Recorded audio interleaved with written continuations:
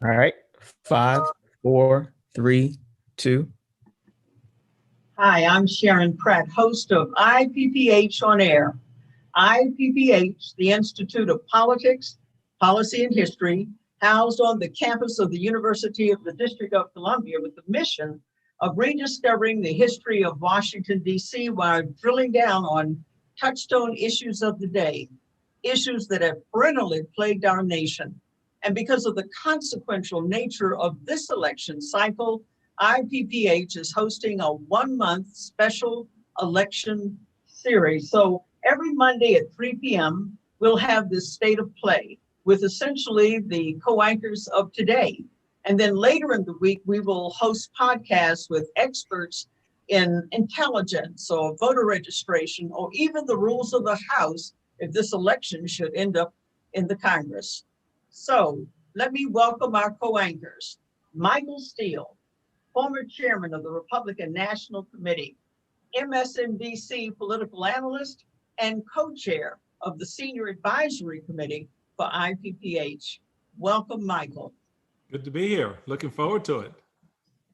Karen Tramontano, former Deputy Chief of Staff, also was at one point Chief of Staff for President Bill Clinton, an international political analyst and also co-chair of the Senior Advisory Committee for IPPH. Thank you, Karen. Thank you very much, Sharon.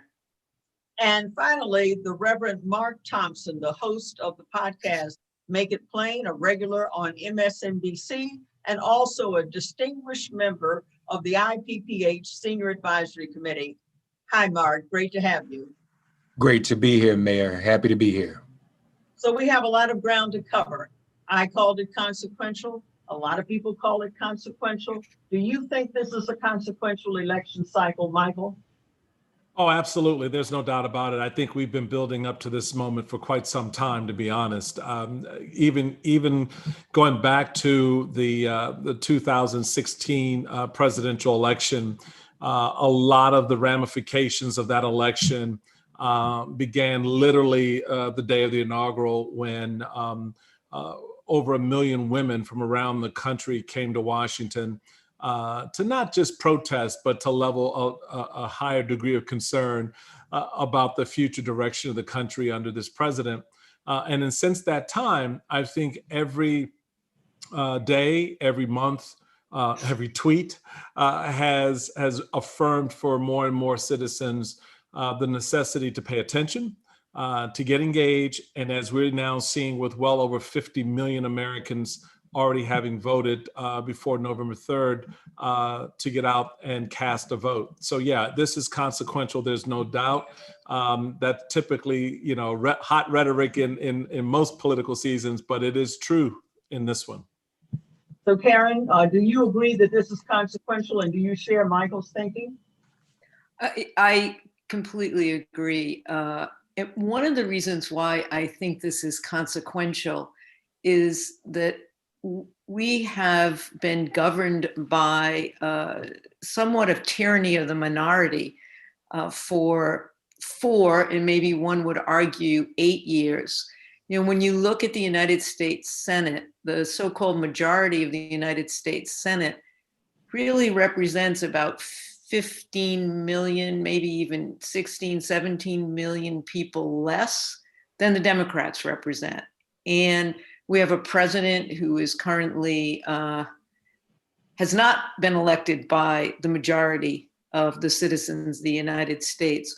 So when people are going to vote, and they voted in 2016 and 17 an off year, and then 18, they were voting for policies that they wanted to see put in place, or policies that they didn't want to have come into place that were literally either stopped or rammed through by a minority power Senate.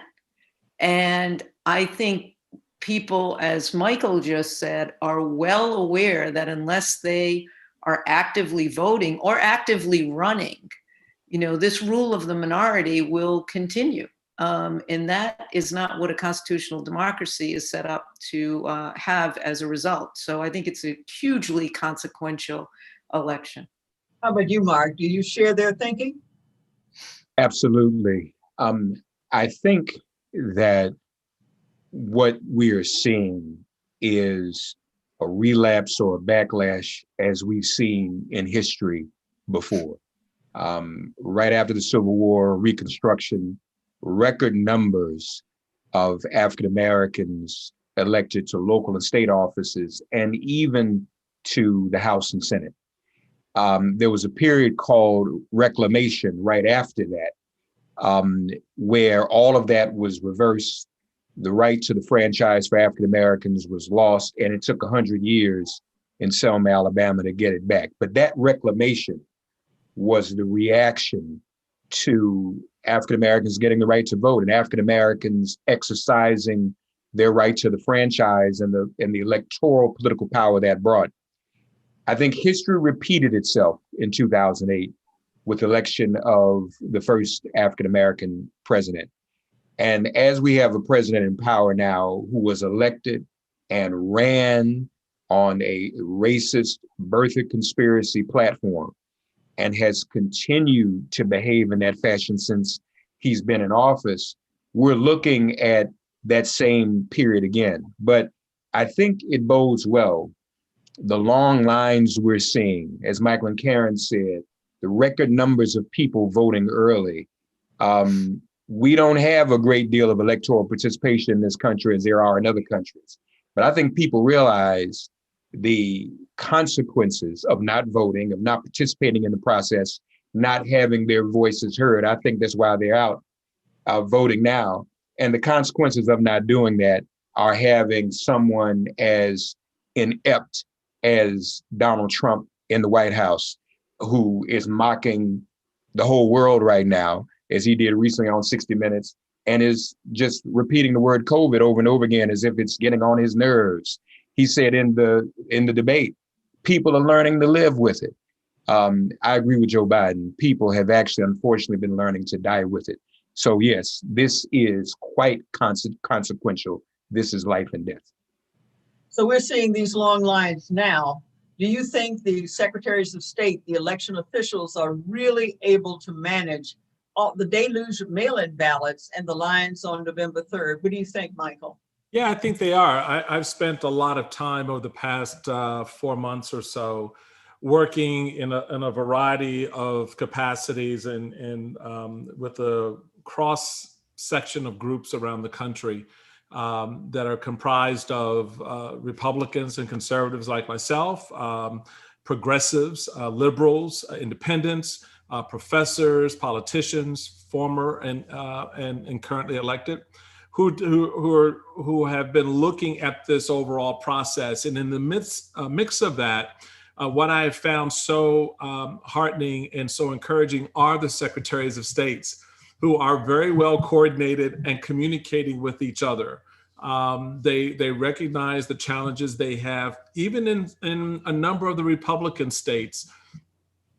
They have been put off by the president's hot rhetoric around vote by mail because they know what impact that will have on our senior population, who in large measure vote by mail because they're not mobile. They don't want to risk, particularly in this time of COVID, their health and so forth. So a lot of effort has been put in place to safeguard against a breakdown in the system, from communication to infrastructure and organization.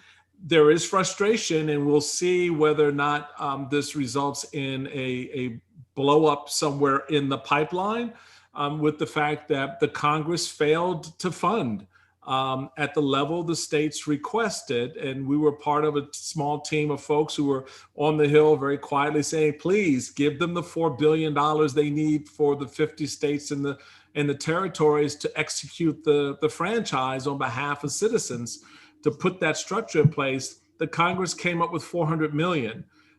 They've stretched that, Mayor, to do what they can with it.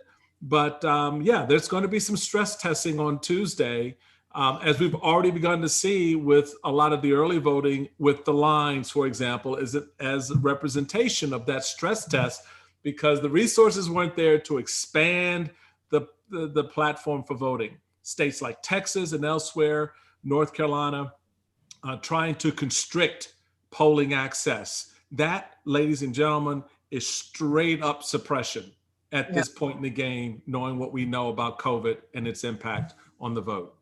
How about you, Karen? Do you share Michael's view?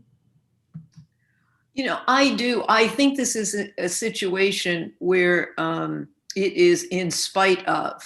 I think the secretaries of state are going to have to do their job in spite of what legislators are doing. I think there's over 400 cases in the court to stop any effort to expand and protect the right to vote. And you know, for the most part, and reflect a little bit on your interview with Charles Stewart of MIT, where he stated that he had been working with a number of secretaries of state. I mean, a lot of these posts are nonpartisan. The one thing that secretaries of state have to do is get this right. And I think for the most part, people who do hold public office do want to do their job and get it right. But they have a lot of challenges because of others who are both in elected office or outside, trying to suppress the right to vote. And I think if we look back at 2016, you know, we did have some outliers, right? Then Secretary of State Brian Kemp, now Governor Kemp, took horribly inappropriate actions with regard to voter rolls and registration. And, you know, we may have an incident like that happen again. But I think for the most part, what we're seeing anyway is secretaries of state just doing their job to the best of their ability. And as I said, in spite of the challenges that people are bringing onto this process that they shouldn't be bringing onto this process at all. How about you, Mark? Do you think they're ready? Yeah, I'm going to be optimistic. And as Michael said, he's been in closer contact than I have. But I get the feeling, and just from other rumblings I'm hearing, that the early voting process actually helps in the sense that as people are coming in now, and for some states, votes are being counted now, that relieves some of the normal stress that occurs on one night on that first Tuesday of the month. It's a little more spread out. Now, that may require a little more manpower. I agree with Michael. The resources that should have been there were not allocated. But, you know, spread out over the several weeks this has been, I would think that would make it easier. And I also think that would minimize the possibility of there being a lot of things left hanging in the air on November 3rd. Everybody's kind of been on the edge of their seats, believing we may not know the results of the election on November 3rd. But I think the early voting process has helped that. I don't think this is true at every state, but even where ballots are being mailed back in some states, when they arrive in the mail as early as today or before today, those ballots are counted right then.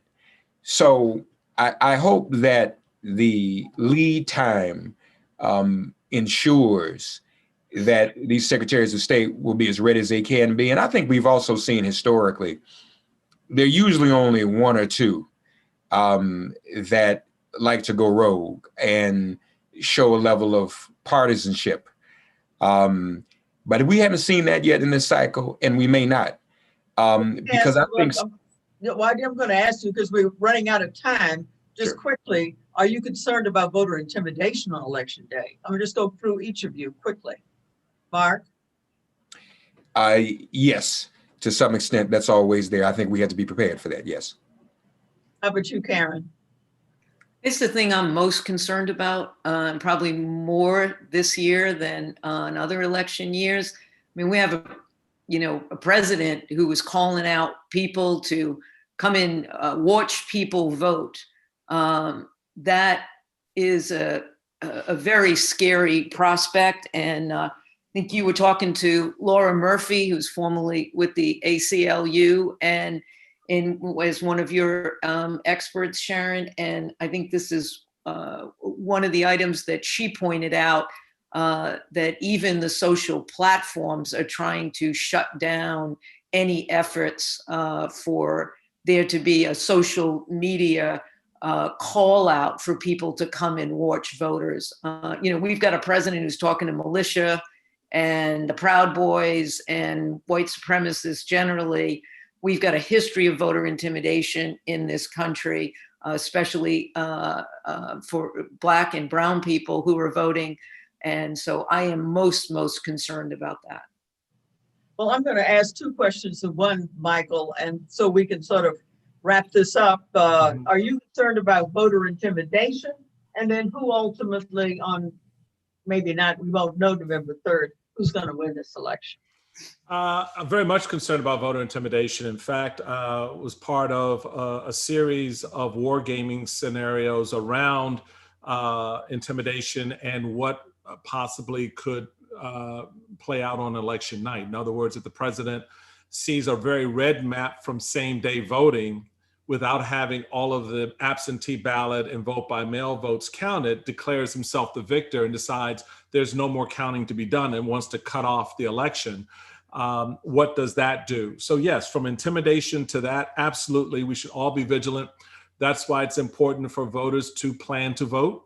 For those of you who are planning to show up on next November 3rd, plan to be there for a while. Plan, pack a lunch, pack dinner. You may want to even pack some breakfast for the next day, but plan to be there. And if someone comes up to you who is not a certified election official, by the way, you have to, in order to be a poll watcher, you have to be presented by the respective parties in your county or your jurisdiction and approved by the Board of Elections. You, me, the mayor, given all of her authority and stature, just can't show up and start poll watching. All right. So if someone does that, you make sure you alert authorities for them to handle those individuals. Don't engage directly yourself. And with respect to what comes out on election night, this is my secret. This is my little secret for November 3rd. Get your favorite adult beverage in whatever quantities you desire. Sit down in front of your favorite cable or national news program and just ride it out with the rest of us, because those secretaries of states and those boards of elections will do their job. It's a constitutional clock that cannot be interrupted. You cannot stop the certification and the validating of votes, and the counties and the states will report that information to the public, and a winner will be declared. And if that winner is not Donald Trump, he can, if he wants to, present be a part of a transition. He doesn't have to. That's okay, folks. Don't get excited. That's okay. He gums up the works. He's not required to. He'll go out the way he wants to go out. But just know, you vote, the process will count that vote, and a winner will be announced, whomever it happens to be. Who do you think it'll be? Yeah, well, the prognostication stuff is not a strong suit for me. But given what I've seen on the ground and what I see right now and what I know, Joe Biden has a great advantage going into this. He's had steady poll numbers for close to 7 months now. And his favorable versus unfavorables are better than Donald Trump, which was not the case in 2016. Yes, there's some nervousness around Florida and Pennsylvania in terms of how the vote may fall there. But I think the vice president is well positioned to become the next president of the United States. How about you, Karen? So I still have PTSD from 2016. But I would say I'm hopeful, but not confident that the vice president's going to be our next president. Like Michael said, we've got steady poll numbers. What polling tells us is what people are thinking. Polling, unfortunately, does not tell us what people are going to do. So if what the people are thinking actually turns into what they're going to do and vote, whether it's now or on the day of, then I think Vice President Biden will in fact be the president. But, you know, in 2016, we had a drop off, and it didn't have to be a huge drop off, but we had a drop off in the people that showed up, and obviously the people that showed up in key electoral college states. But you know, I've been watching the polls, like I'm sure all of us has, and calculating that margin of error. And also, you know, we've got the trends of, you know, 2017, 2018 midterms, off elections, 2019. People were voting. Democrats and independents have consistently been voting for a different agenda that this president represents. And I think that's going to happen next Tuesday, too. Mark, what is your thinking? The numbers look very good for Joe Biden. The numbers look good in 2016. But as Michael said, the consistent polling ahead of Joe Biden makes a difference. And when you get, you know, anywhere from 8 to 10%, and some of the polls still have him in that space, that is beyond what some call the Trump chaos margin. When you get 5% and lower, then there's room for funny business. Now, those are national polls, not necessarily state polls, but I think it looks good. And I think that, frankly, our side, though, must have the imagination for whatever dirty tricks might be pulled that night, and be prepared to respond to them and be prepared for litigation. But I think on the face of everything, straight up, fair and square, I think it's Joe Biden. Great. Well, this has been very stimulating, very interesting. And we're going to continue with our state of play next Monday, and then the following Monday, and the Monday after that. We're, you know, and by then, let's hope we will know the outcome of this important election. And you can follow us as well on Facebook, as well as Instagram at Politics Policy History, or Twitter at Politics Policy 1. Thank you, Michael. Thank you, Karen. Thank you, Mark. And thank you to our audience of IPPH On Air.